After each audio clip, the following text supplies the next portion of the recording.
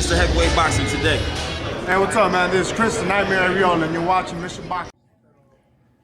Heavyweight boxing fans, what's the deal?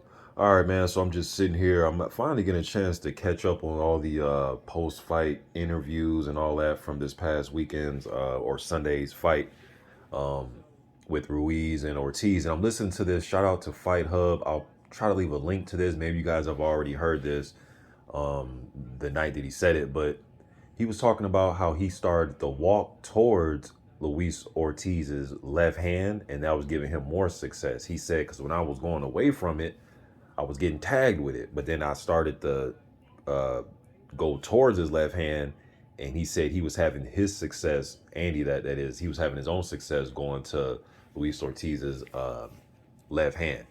You know, and I'm just doing these videos because it's funny, because sometimes we listen to these fighters or trainers speak, even old school guys, they always say, you know, you shouldn't walk towards the guy's power hand. You know what I mean? You're setting yourself up to walk right into a punch.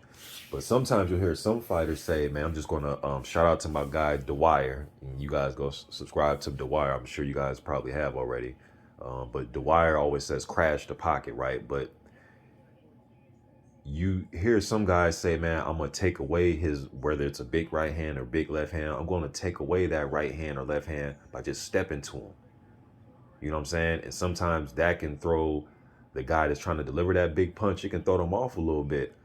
Because now, especially if they're a chess player with it, as far as in the ring, they know that, all right, well, he must be trying to counter me.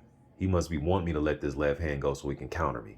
You know what I mean? So sometimes it's not a bad idea to walk towards a guy's power hand.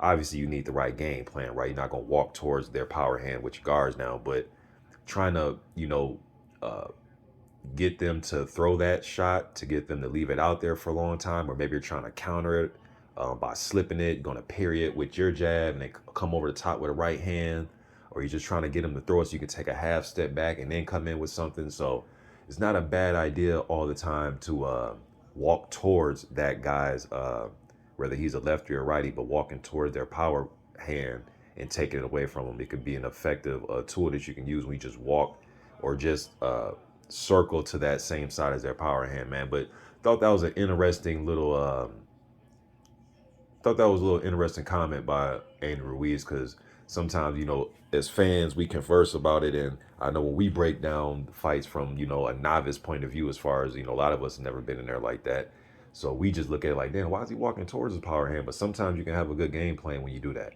But you guys, let me know what you think in the comment section, man. I'm gone.